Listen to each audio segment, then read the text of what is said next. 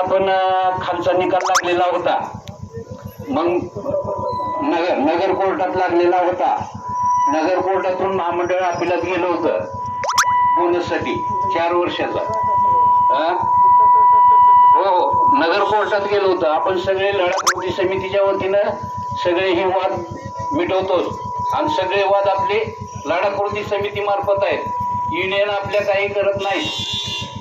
युनियनचं फक्त लढा कृती समितीचे सदस्य आहेत आणि त्यांच्या मार्फत आपण सगळे लढतो. आणि मळ्यावर जर लढायचं म्हटलं तर प्रॉब्लेम एक असा येतो, आपले 3-4 जिल्हे, त्या 4 जिल्ह्यात आपल्याला दावे दाखल करावे लागतील.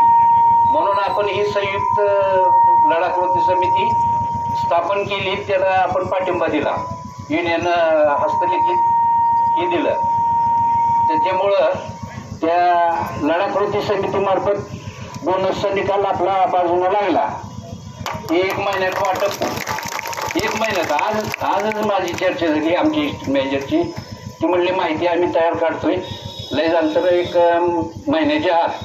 त्या 4 वर्षाचा बस पगार जी आहे, बस पगाराचा बोनस बरं का, 8ला जी बंद झालं, 8 ते 11 आपण बस पगार घेतला, 11-12 पर्यंत. तर तो बस पगाराचा बोनस ती मिळणार आहे 1 महिन्याभरात. आणि दुसरी हे ग्रॅज्युटीची केस सुद्धा आता याच्यावर आली बोर्डावर, ते ह्या महिन्यात निकाल लागण्याची शक्यता आहे. एक झालंय, त्यांनी आपल्याला 2.5 कोटी रुपये कोर्टात भरलेले आहेत ग्रॅज्युटीबद्दल. मग आपण काय केलंय, 11 पासून द्यावं असं कोर्टाने एक आदेश दिलाय. त्यांना 11% 6% नाही 11% आपल्याला पैसे द्यावं म्हणून कोर्टाचा निकाल आहे. मग आपण तडजोड अशी करतोय, 11 ते 18 महामंडळाला सोडून देऊ. 18ला त्यांनी आपलं 2.5 कोटी रुपये डिपॉझिट केलेलं आहे. मग त्याच्यावर जी व्याज मिळते 6%, ती 6% व्याज आम्हाला द्यावं त्या ग्रॅज्युटीचं. आणि सरसकट ग्रॅज्युटी द्यावी. दिवसभर न बिरणं ती नंतरचा भाग आहे. जे काम करा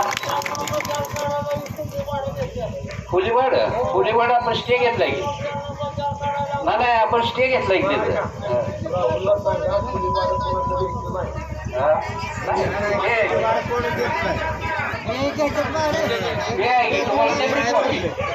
तुम्हाला कॉपी देतो, हे आहे